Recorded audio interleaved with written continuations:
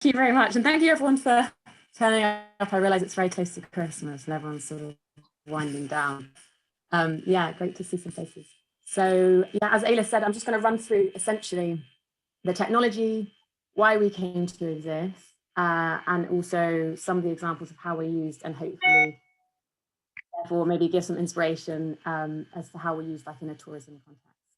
So as I said, start off with why we came to exist. Reason being that existing addressing systems are not good enough. They're often inaccurate. It can be very difficult to talk about where you are. So a few examples of that being the fact that actually a lot of the places that we travel to, and increasingly so, we go more and more remote. We go to somewhere, so for example, it could be in the mountains, somewhere in the countryside. It becomes difficult to describe where you are and to share those locations with your friends and family. So another example being when you're going camping, you might be wild camping, you might be on a large campsite. How do you describe exactly where your tent is? Or maybe it's somewhere like a market. So this is Marrakesh. If you want to describe a specific stall, again, it becomes very difficult to do that.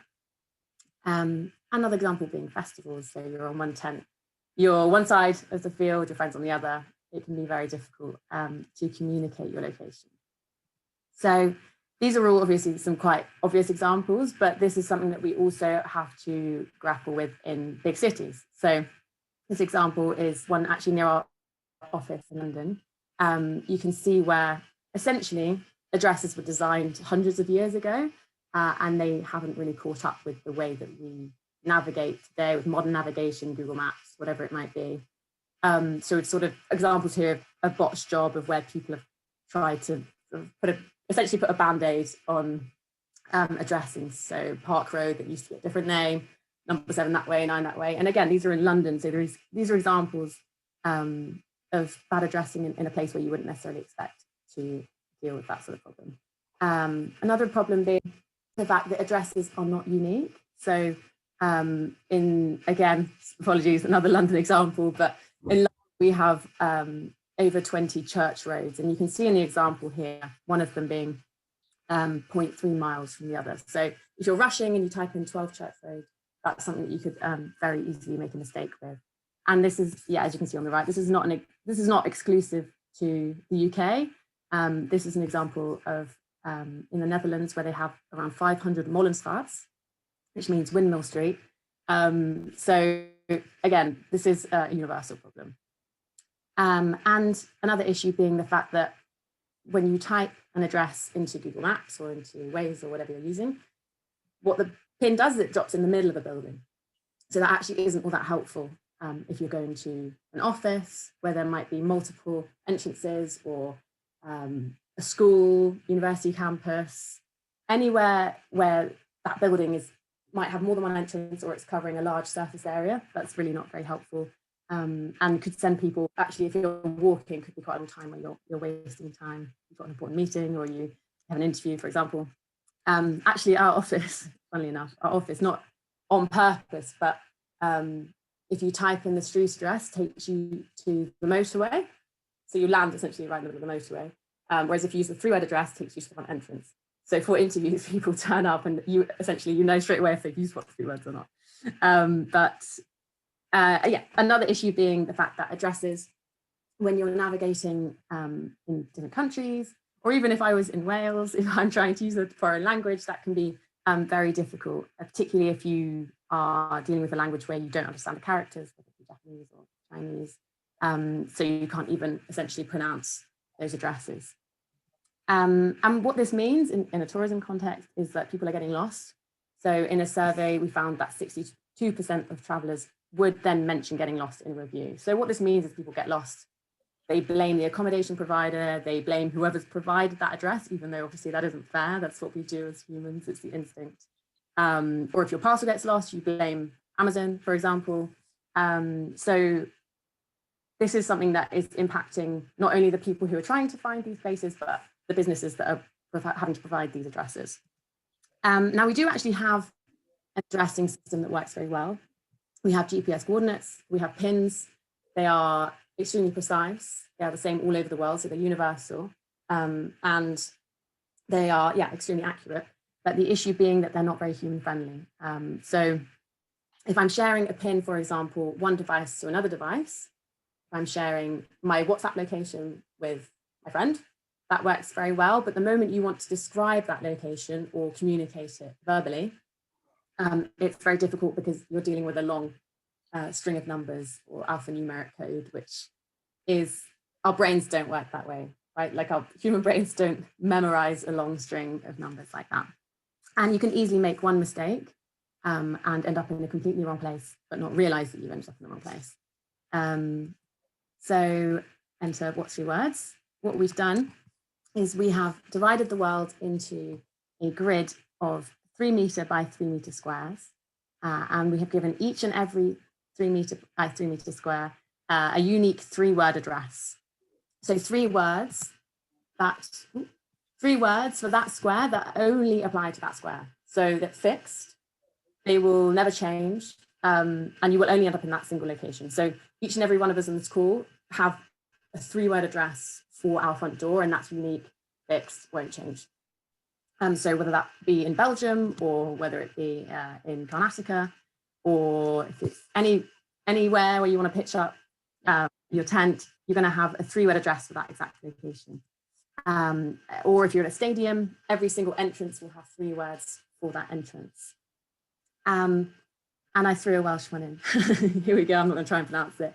Whether you're hiking, every single spot, every single beautiful viewpoint that you want to share, you can use 3 words to do that. In terms of what that looks like, essentially we have a free app and we have a website.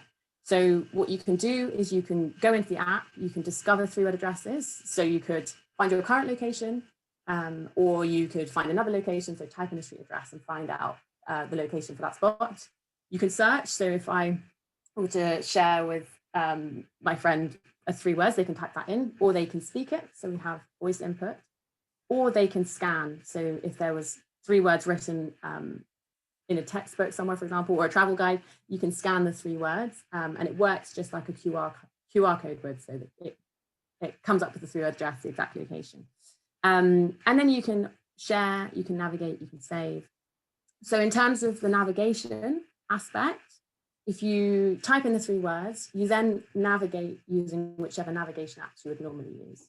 So I would type in books, really, roofs, and then I press navigate, and for me, I would normally use Google Maps, so I would go, it would then pull me into Google Maps. So essentially, the navigation element is the same as what you're used to, but the destination point is more accurate. Now, ultimately, we want to be able to input these 3-word addresses directly into Google Maps, into any navigation app, any car, anywhere where you'd enter an address, we want people to be able to enter 3-word addresses. But that's something that is a work in progress, and we're working on it. But ultimately, that is the end goal. So the app would therefore be a sort of stepping stone to that. Yes, and the other thing being that it works offline. So even if you have no mobile data, you can find your exact location. And if you have offline navigation apps, you can navigate offline also. So essentially, in terms of our technology, it's very simple. All we're doing is converting GPS coordinates to 3-word addresses and vice versa.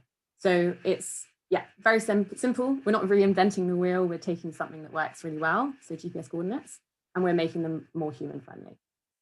And as I said, this is a grid that covers the entire world.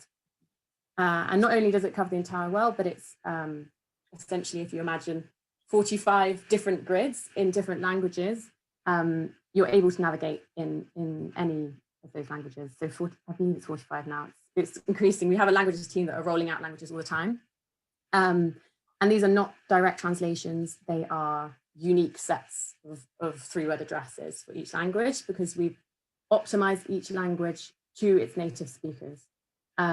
So for example, if you're navigating the world in Welsh and you are in Carnarvon, you're going to have much easier, like more commonly used Welsh words than you would say in the desert somewhere in the Gulf, for example. So where you're most likely to travel in that language, your words will be easier, and basically you're less likely to travel. There'll be sort of long words that you might find in a book but wouldn't use very often, essentially. We've also sort of built in some other logic into it. So whilst the words are random, there is a certain amount of logic. One of those pieces of logic being the fact that similar combinations are placed very far apart. So table chair lamp as an example. You're not accidentally going to type an S too quickly and travel to the wrong through address because you'll know you've made a mistake, is the idea.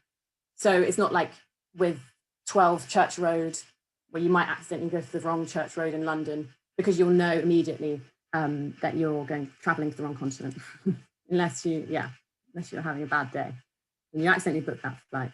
And we also have auto suggest. So if you're typing too quickly, in comes Bath Robot, you make a mistake, it essentially gives you the closest option to you first and the one that you're most likely to be traveling to.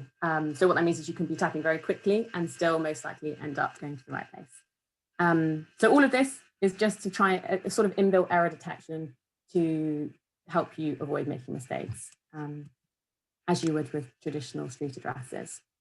So again, an example of what this looks like, this is a page on TripAdvisor. You see the 3-word addresses, you input it into the app, as simple as that, and then you navigate with your navigation apps. The other thing I was going to say is that the other sort of benefit, I guess, of What3Words is that we are map agnostic, in that you can navigate with whichever navigation apps you want. So whether that be Uber or Citymapper, Waze, any single navigation app that you have on your phone, you can use. Whereas obviously if you're going through Google Maps or if you're going through Uber, they're not going to redirect you to the other because they're competitors. Whereas we are not a competitor with any of these apps. So in terms of our, I guess, business model, the way that What3Words is used, obviously I'm going to talk more about tourism examples, which is where What3Words addresses are shared. So they're used as you would a normal address. We are also used by companies that accept What3Words addresses.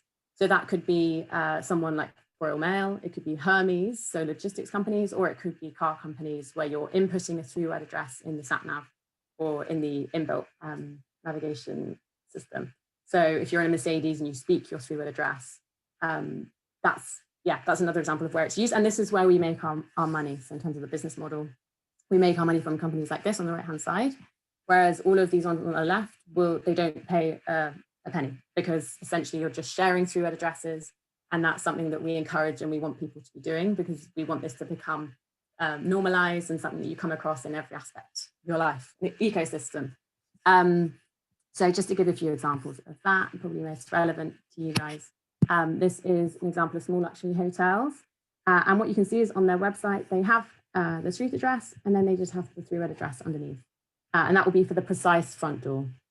Normally with a hyperlink, so you can click on it and you come through to the website or your app and navigate directly. And this is an example of Premier Inn using it in their post-booking confirmation. So in the email where you've received your confirmation of your booking, you'd also have the 3-word address. And another example here of, so another sort of key part of our work in a tourism context is with travel guides.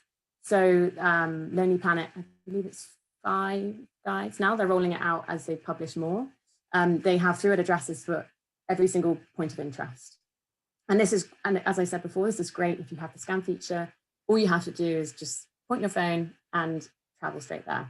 And if you're somewhere like Mongolia, just the difference. I've never been to Mongolia and I've never tried to speak Mongolian, but I imagine it's a lot easier to use 3 English words than it would to try and speak Mongolian to your phone. And a few local examples as well. This is Snowdonia National Park. What they are doing on their website is they are using 3-word addresses for every single car park. So I believe there's quite a few. And idea being, obviously kear parks oftentimes actually don't have a sort of street address. The postcode might be quite broad, cover a lot of area. So the 3-word address allows you to be really precise with that. And another example here of Greenwood Family Park. They have, again, their postcode and then the 3-word address. Essentially, as you'll see, is the common theme with all of these is it's always an option. So it's an option for people who prefer to use it. And another example here. So we do a lot of work with tourism boards and working with you guys, of course. And this is an example of Visit Mid Wales, who essentially what they've done is they've integrated our API. So integrated our technology on their website. that just converts all of their coordinates to 3-word addresses. So very simple, again, no cost involved. And again, as always, an option. So you've got the 3-word address and you've got the 3 words. And what this, in terms of sort of the comparison with pins, I sort of touched on this. But if someone was to have a map with a pin dropped on the website, that works very well if someone is sort of contained to that website and they only want to stay on that computer, if that makes sense. So if I was on my laptop and I clicked on that pin, it would take me through to Google Maps. But if I want to maybe travel with my phone, I want to then input that address into my phone, or I want to share it with a number of people that I'm traveling with. The benefit here is that a 3-word address essentially gives a name to that pin. So it's 3 words to describe that pin that allows you to sort of lift that from whichever device you're using and share it and communicate it more easily. Another example here, I've got a couple sort of more creative examples of what 3 words. This one here being Honest Burgers, the restaurant chain. What they did, this is actually over the summer, is they used 3-word addresses for their deliveries. So people would text the 3-word address, they'd be sitting in the field and having a picnic somewhere, place their order, give their 3-word address and have it come delivered to their exact square. So yeah, just a cool example. And obviously with everything being contact free at the moment, it's been used a lot in that context. And another example here, this is actually one from Belgium, where they, along their coastline, they had issues with children getting lost, getting separated from their families, and then not being able to find them again. So obviously if you're on a long strip of beach, again, very difficult to describe where you are.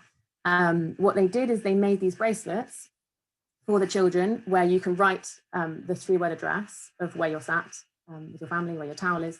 And so if the lifeguard found a child that had been lost, that was separated from its family, then they could just find the 3 words and take them back. So pick them up, put them back to that exact square. So yeah, just another sort of creative example to show, I guess, how diverse the use cases are. And finally, a very sort of, well, I guess one of the most commonly known use cases for What3 Words is in an emergency context. So obviously, as I mentioned before, the app works offline. So if I had an accident and I was trying to describe my location, often if you're in an accident, you might be flustered, you might be in the middle of a field, you might have your car turned over. It can be very difficult in that moment, A, to describe where you are, and B, to sort of make yourself calm and even try and work that out and communicate it. So essentially what you can do is you can open the app and just read your 3 words for your current location. And this is something that now 80% of the UK emergency services are using. So they're accepting these over the phone. All of the emergency services in North Wales, and I think most across Wales actually, Wales was very, very quick to adopt the technology, which is great to see. And yeah, so this is an example of some of the ones. And this is actually something that we are also rolling out in different countries. So the UK, Australia, Mongolia, US, Germany, for example. And these are just a few examples of some stories. One recently actually were an example of some tourists who were climbing Ben Nevis in a storm. They were wearing trainers and they got completely lost, but they were able to open their phone, open the app, read the 3 words. And this is also something that can be used. Obviously, ideally you have the app because it works offline, but some emergency services, what they do is they send a link that if you have mobile data, you can open it up and read the 3 words. So this has been used a lot and we always have stories coming up, which is amazing to see. And yeah, just a few examples here. And this is really where we've seen a lot of our awareness in the UK grow as well over the past year and a half. A lot of people will have the app on their phone. And then what that means is if they see it, for example, they book a cottage somewhere and they have a 3-word address, then they'll have the app. They know then to use it and recognize the 3 slashes. So yes, so obviously we have the emergency example, but more broadly, it's really just a tool that is an easy way to communicate where you are or to become essentially your own tour guide. So you can see on the left, we also have a photo feature within the app. That means if you take a photo, you can overlay it with your 3-word address. So, is that played? Yes. I don't know. Yeah. So you take the photo, find your 3-word address, and it's a great way of remembering as well exactly where you've been. So just a final note to end on, this is an example of a tweet by somebody who visited one of the YHA hostels, and they then used Waze with What3Words. So yeah, just essentially for tourism companies, what it is it's a way of going the extra mile and giving that extra bit of detail that could offer guests a smoother journey if it's to a cottage, if it's to accommodation, or just that maybe you're offering starting points for walks, and it's just a way of giving that extra information, going the extra mile, and trying to provide the best guest experience possible. There we go. That is the end of my presentation. I've got my email address if anyone wants to sort of drop me some questions afterwards, but also happy to answer some questions now if anybody has some.